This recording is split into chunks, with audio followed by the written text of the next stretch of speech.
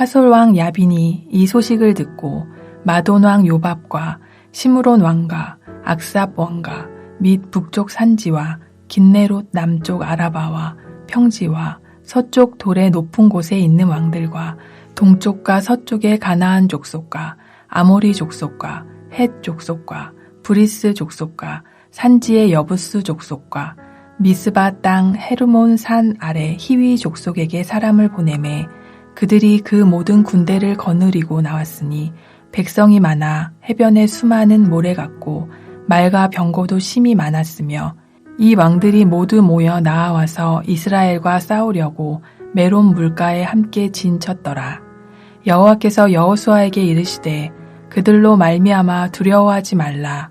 내일 이맘때에 내가 그들을 이스라엘 앞에 넘겨주어 몰살시키리니 너는 그들의 말 뒷발의 힘줄을 끊고 그들의 병거를 불사르라 하시니라. 이에 여호수아가 모든 군사와 함께 메론 물가로 가서 갑자기 습격할 때에 여호와께서 그들을 이스라엘의 손에 넘겨주셨기 때문에 그들을 격파하고 큰 시돈과 미스르본 마임까지 추격하고 동쪽으로는 미스바 골짜기까지 추격하여 한 사람도 남기지 아니하고 쳐 죽이고 여호수아가 여호와께서 자기에게 명령하신 대로 행하여 그들의 말 뒷발의 힘줄을 끊고 그들의 병거를 불로 살랐더라. 하솔은 본래 그 모든 나라의 머리였더니 그때 여호수아가 돌아와서 하솔을 취하고 그 왕을 칼날로 쳐 죽이고 그 가운데 모든 사람을 칼날로 쳐서 진멸하여 호흡이 있는 자는 하나도 남기지 아니하였고 또 하솔을 불로 살랐고 여호수아가 그 왕들의 모든 성읍과 그 모든 왕을 붙잡아 칼날로 쳐서 진멸하여 바쳤으니 여호와의 종 모세가 명령한 것과 같이 하였으되 여호수아가 하솔만 불살랐고 산 위에 세운 성읍들은 이스라엘이 불사르지 아니하였으며 이 성읍들의 모든 재물과 가축은 이스라엘 자손들이 탈취하고 모든 사람은 칼날로 쳐서 멸하여 호흡이 있는 자는 하나도 남기지 아니하였으니 여호와께서 그의 종 모세에게 명령하신 것을 모세는 여호수아에게 명령하였고 여호수아는 그대로 행하여 여호와께서 모세에게 명령하신 모든 것을 하나도 행하지 아니한 것이 없었더라. 여호수아가 이같이 그 온 땅 곧 산지와 온 네겝과 고센 온 땅과 평지와 아라바와 이스라엘 산지와 평지를 점령하였으니 곧 세일로 올라가는 한락산에서부터 헤르몬 산 아래 레바논 골짜기의 바알갓까지라. 그들의 왕들을 모두 잡아 쳐 죽였으며 여호수아가 그 모든 왕들과 싸운 지가 오랫동안이라. 기브온 주민 히위 족속 외에는 이스라엘 자손과 화친한 성읍이 하나도 없고 이스라엘 자손이 싸워서 다 점령하였으니 그들의 마음이 완악하여 이스라엘을 대적하여 싸우러 온 것은 여호와께서 그리하게 하신 것이라. 그들을 진멸하여 바치게 하여 은혜를 입지 못하게 하시고 여호와께서 모세에게 명령하신 대로 그들을 멸하려 하심이었더라. 그때 여호수아가 가서 산지와 헤브론과 드빌과 아납과 유다 온 산지와 이스라엘의 온 산지에서 아낙 사람들을 멸절하고 그가 또 그들의 성읍들을 진멸하여 바쳤으므로 이스라엘 자손의 땅에는 아낙 사람들이 하나도 남지 아니하였고 가사와 가드와 아스도데만 남았더라. 이와 같이 여호수아가 여호와께서 모세에게 말씀하신 대로 그 온 땅을 점령하여 이스라엘 지파의 구분에 따라 기업으로 주매 그 땅의 전쟁이 그쳤더라. 여호수아와 이스라엘 백성들이 남부지역 연합군을 패배시키고 성읍들을 점령했다는 소식을 들은 하솔 왕 야빈은 북부 지역에 있는 주변 왕들에게 사람을 보내어서 북부 지역에 연합군을 조직합니다. 10절에서 하솔은 본래 그 모든 나라의 머리였더니 라고 하는 것으로 보아 하솔은 가나안 북쪽에서 맹주 즉 지도적 역할을 한 것으로 보입니다. 당시에 하솔은 긴네렛 호수 즉 갈릴리 호수 북쪽에 위치한 성읍으로서 여리고성의 약 20배가 넘는 가장 큰 성읍이며 지리적으로 애굽에서 시리아, 바벨론으로 가는 전략적 요충지였습니다. 하솔왕 야빈이 불러 모은 가나안 북부의 왕들을 보면 갈릴리 하부 지역에 있는 마돈 왕, 시브논 왕, 악삽 왕이 있었고, 긴네렛 호수 남쪽 지역에 아라바와 평지, 서쪽 돌의 높은 곳에 있는 왕들이 있었습니다. 그리고 가나안 북부 지역의 왕들 외에도 다른 지역의 가나안 족속들에게 사람을 보내어 군사들을 모음으로 동쪽과 서쪽의 가나안 족속들, 아모리 족속, 헷 족속, 브리스 족속, 여부스 산지 족속, 헐몬산 아래에 있는 휘위 족속까지 참여한 엄청난 연합군을 모읍니다. 사절은 이들의 군대 규모를 이렇게 표현합니다. 백성이 많아 해변에 수많은 모래 같고 말과 병거도 심이 많았으며, 이들은 실로 어마어마한 숫자로서 이스라엘과 싸우려고 메론 물가에 진을 치고 있었습니다. 그뿐만 아니라 말과 병거도 심이 많았기에 군사적 규모에서 본다면 이스라엘 군대와는 비교조차 할 수 없을 정도로 압도적이었습니다. 과연 이스라엘은 이들과의 전쟁에서 승리를 할 수 있을까요? 전투를 하기 전에 하나님은 여호수아에게 제일 먼저 그들로 말미암아 두려워하지 말라라는 말씀을 먼저 하십니다. 엄청난 군사적 규모에 두려워할 수밖에 없는 상황이었기 때문입니다. 누가 봐도 한눈에 차이가 나는데 하나님은 그래도 두려워하지 말라라고 말씀하십니다.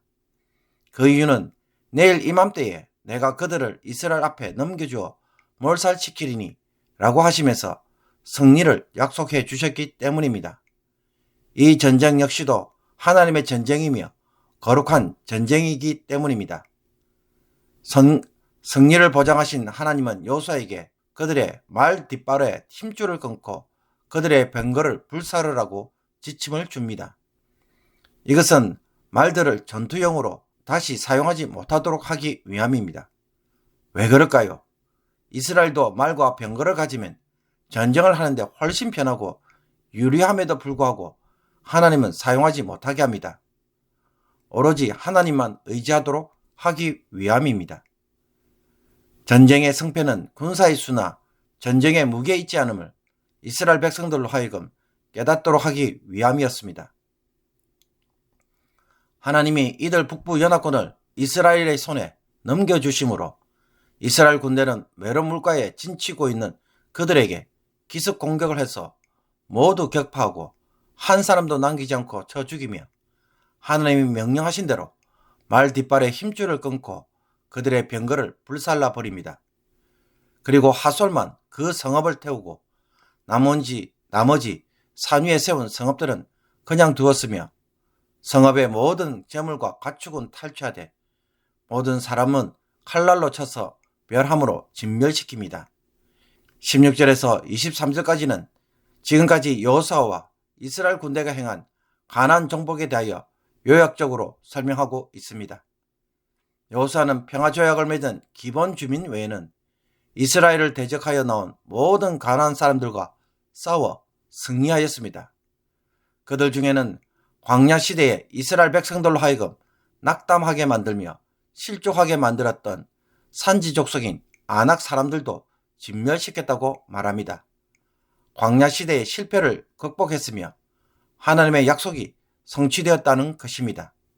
그리고 우리가 보기에 남부 연합군과 북부 연합군의 전쟁 이야기는 매우 단기간에 끝난 전쟁으로 보이지만 실제로는 18절에서 보듯 상당히 긴 기간 동안 이루어진 결과였습니다. 여호수아가 그 모든 왕들과 싸운 지가 오랫동안이라.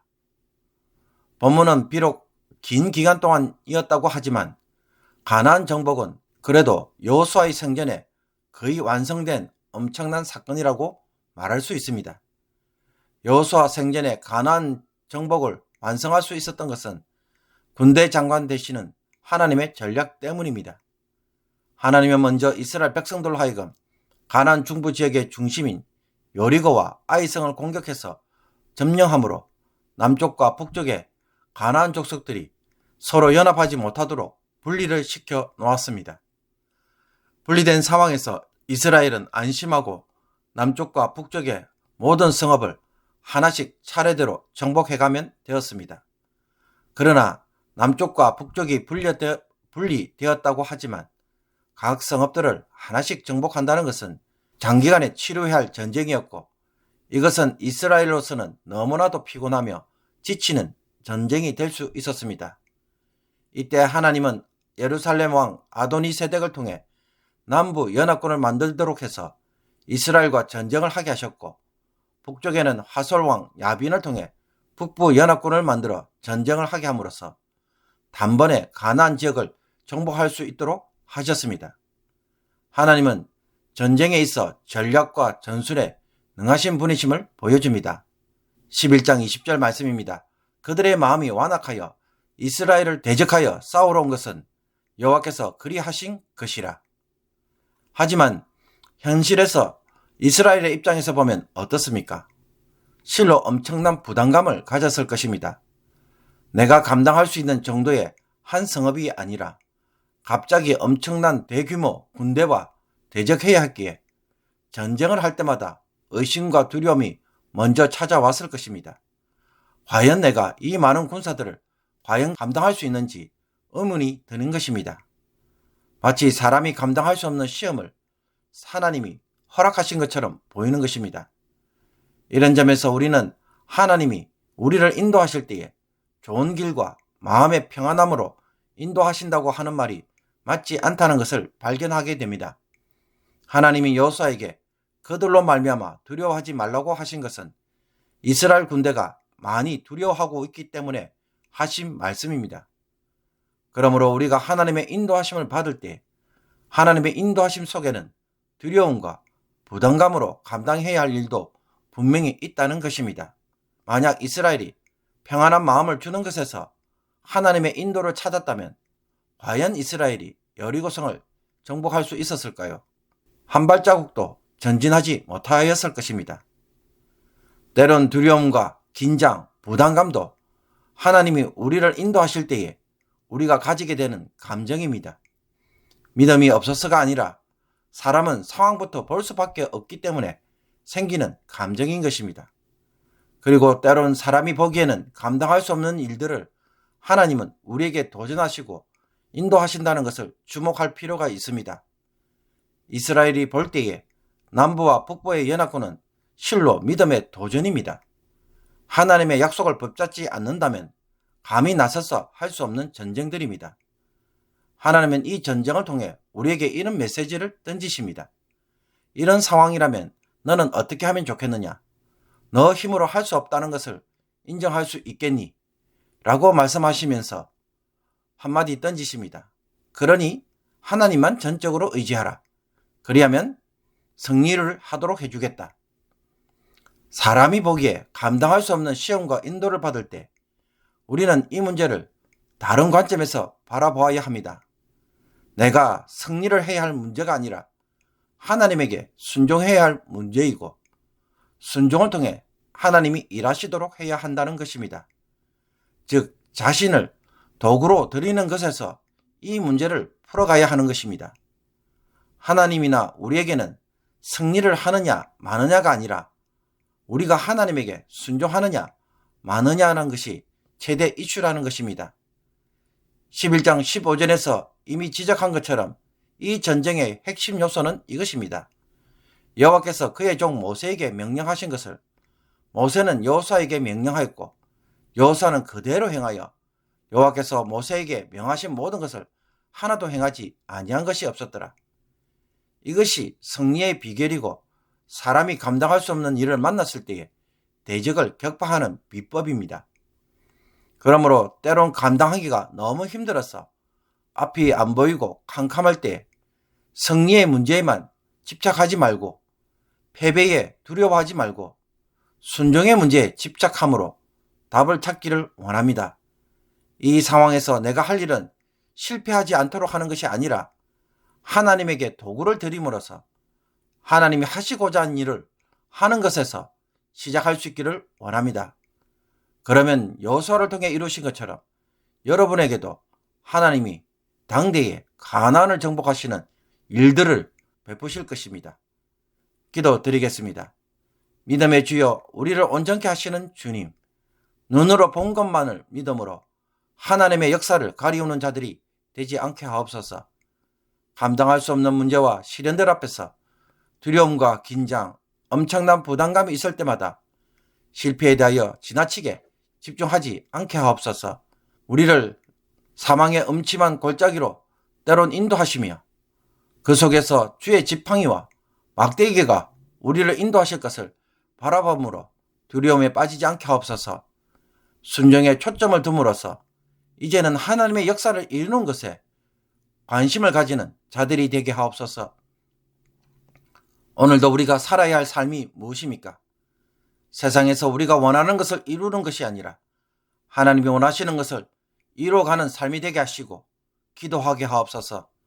내가 얻고자 하는 복이 아니라 주님이 주시고자 하는 복을 취하는 자들 되게 하여 주셔서 평생에 여호와께서 함께 하시는 주의 성도들이 되게 하옵소서. 예수 그리스도의 이름으로 기도합나이다. 아멘.